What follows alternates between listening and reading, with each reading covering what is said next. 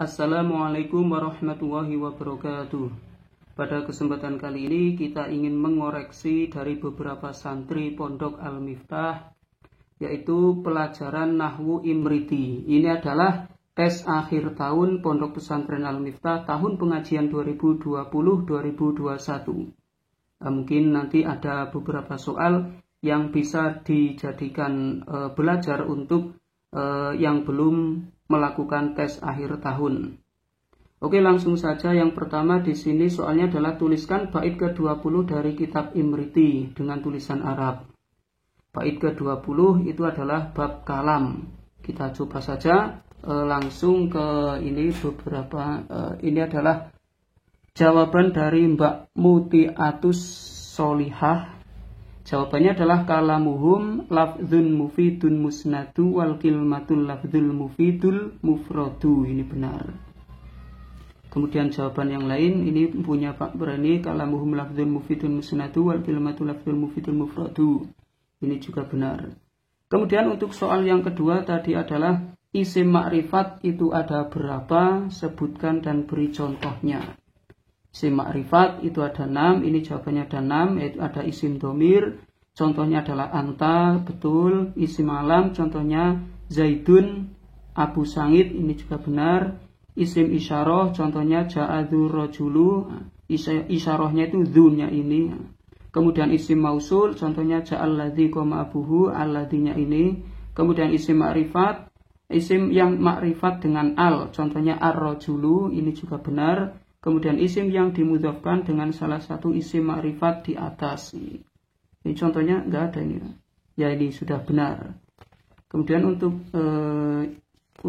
peserta yang lain, wah ini tulisannya kurang jelas ini. Oh ini punya Mbak Najmarani Safara IPS, Sahwid IPS. Ada 6 isim domir huwa, benar. Isim alam Abu Zaid, betul. Isim isyarah ja'adzar rajulu. Kok hampir sama contohnya. Isim mausul ja'alladhi, betul. Alladhi isim yang mudhaf datang salah satu isim ma'rifat yang 5, contohnya ja'a ibnu zaidin. Ibnu zaidin mudhaf kepada isim ma'rifat, ini zaidinnya. Kemudian isim yang dima'rifatkan menggunakan al, contohnya ar-rajulu, ini juga benar. Langsung ke nomor 3, itu soalnya adalah sebutkan pembagian masdar beserta contohnya. Pembagian masdar ini punya Mbak Najmarani, diperbesar. Masdar enten 2, enten 2 ini bahasa Jawa, enten kali. Masdar lafzi dan masdar maknawi, benar. Masdar itu ada masdar lafzi, ada masdar maknawi. Kalau masdar lafzi antara fiil dan masdarnya itu sama. Contohnya di sini koma zaidun kiyaman. Nah, koma kiyaman ini kan sama. Koma kan dari kowama kiyaman. Kemudian kalau masdar maknawi itu contohnya jalastu ungudan. Ini benar. Jalasa artinya duduk, kungudan artinya juga duduk, tapi beda lafadz jalasa dan kungudan. Nah, ini disebut masdar maknawi. Nah, ini punya Mbak siapa ini? Mbak Lili Khairiyah.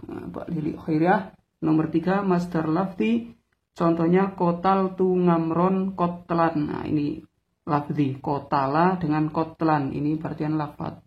Kemudian maknawi, contohnya jalas tu umudan, ini sama contohnya tadi.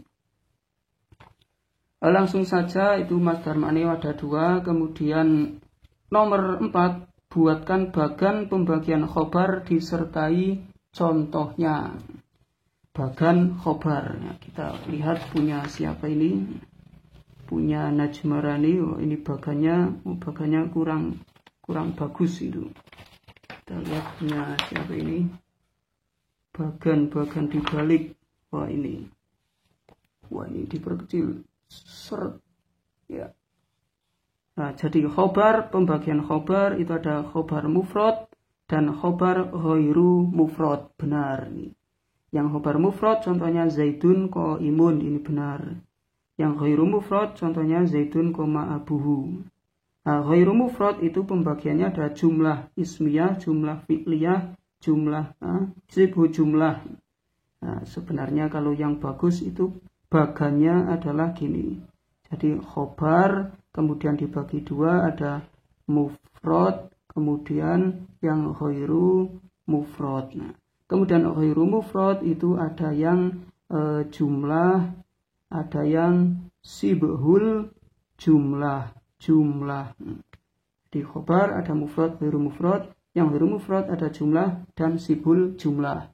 Kemudian yang sibhul jumlah ada yang jumlah fi'liyah, kemudian ada yang jumlah ismiyah. Nah, kemudian yang sibhul jumlah ada dzaraf, kemudian jair, majrur. Nah, pembagiannya yang tepat itu seperti ini kurang tepat. Jumlah ismiyah, jumlah fi'liyah, langsung sibhul jumlah. Kalau kayak gini kan ringkas, khobar, mufrad, ghairu mufrad. Yang ghairu mufrad ada yang jumlah dan sibhul jumlah. Yang jumlah ada yang fi'liyah, ada yang jumlah ismiyah. Yang sibhul jumlah ada dzaraf dan jar majrur. Nah, ini pembagiannya kurang tepat. Ini contohnya belum ada ini. Contohnya mana? Nah, ini pembagiannya sudah benar ya, karena kurang contoh ya 3/4 itulah, belum benar. Kemudian ini punya siapa ini, khobar, ada mufrad. Nah, ini kurang bagus ini. Coba yang lain adalah, nah ini pembagian khobar ada mufrad, ghairu mufrad. Yang mufrad contohnya ngafifatun jamilah, afifah jamilah. Kemudian ghairu mufrad jumlah, sibhul jumlah. Nah, ini yang seperti saya tuliskan tadi. Yang jumlah ada ismiyah dan fi'liyah. Yang sibhul jumlah ada dzaraf dan jar majrur. Nah, ini pembagian bagannya ini sudah benar ini. Kemudian ismiyah contohnya zaitun, jariyatuhu dhahibatun, benar. Zaitun utawi zaid iku jariyatuhu utawi wadon jariyai zaid iku dhahibatun, wong kang budalan. Yang jumlah fi'liyah ja'a zaitun, abuhu, benar. Yang dzaraf zaitun indaka, yang jar majrur zaitun fiddari.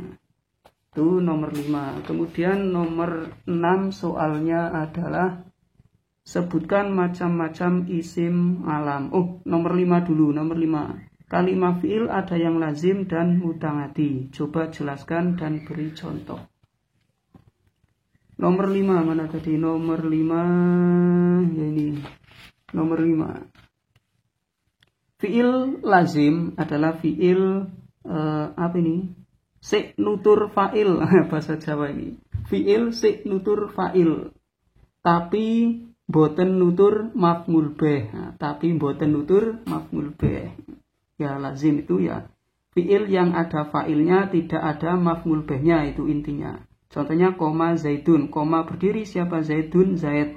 Ini kan tidak ada maf'ul bih atau objek. Zaid berdiri, tidak ada objeknya. Kalau fi'il muta'addi adalah fi'il sik nutur fa'il lan nutur atau punya maf'ul bih. Maksudnya fi'il muta'addi adalah fi'il yang ada fa'ilnya dan ada maf'ul bihnya, itu sudah benar itu. Contoh doroba zaitun amron, doroba mukul siapa zaitun zaid, amron kepada amr. Nah, ini ada maf'ul bihnya.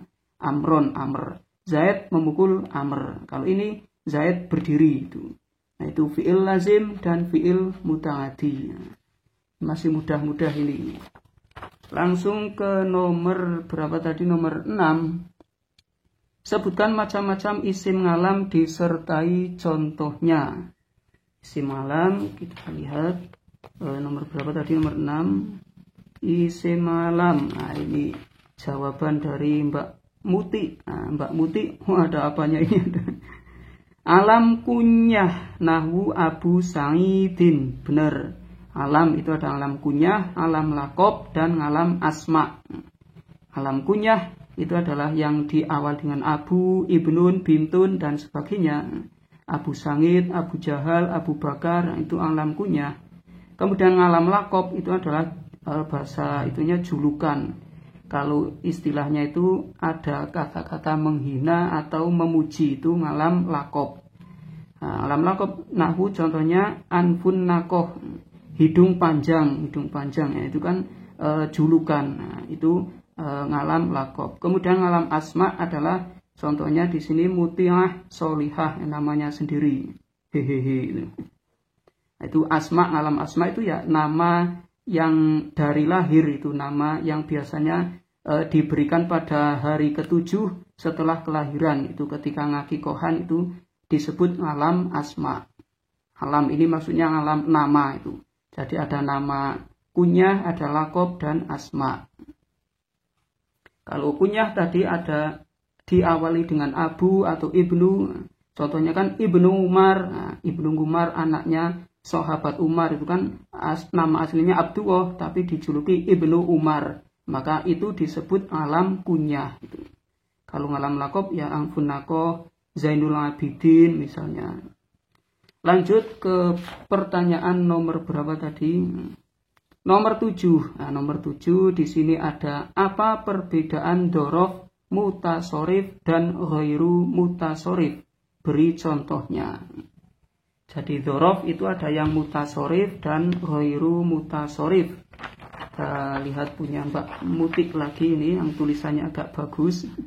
Jadi dzaraf mutasorif adalah dzaraf yang bisa diterkib menjadi selain dzaraf. Nah, contohnya yaumul jum'ati, yaumul mubarak. Benar ini. Kalau dzaraf ghairu mutasorif adalah dzaraf yang selamanya cuma bisa diterkib menjadi dzaraf atau sibhu dzaraf. Benar, contohnya zaitun indaka. Lafaz indaka itu ya selamanya jadi dzaraf, ing dalem sanding sira, di sampingmu kata keterangan. Tapi kalau hari ini yaumun itu kan kadang menjadi dzaraf. Pada hari ini, ya berarti kan dzaraf pada hari ini. Tapi kalau ini hari Jumat adalah hari yang diberkahi. Nah, hari Jumat kan berarti itu nama. Hari Jumat itu bukan dzaraf.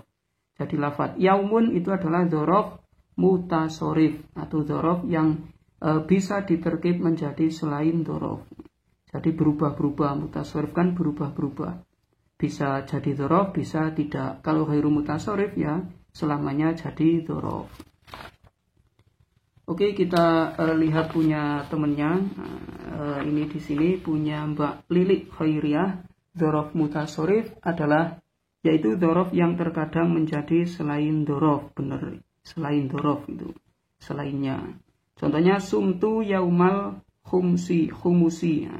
Sumtu saya puasa yaumal khumsi pada hari Kamis. Itu yauma ini kadang menjadi dzaraf, kadang tidak. Yang dzaraf ghairu mutasorif yaitu dzaraf yang selamanya menjadi dzaraf. Ini benar. Contohnya jalastu amamal masjidi, ya ini. Amamanya ini benar itu. Nah, itu tadi apa? Dzaraf mutasorif dan dzaraf ghairu mutasorif.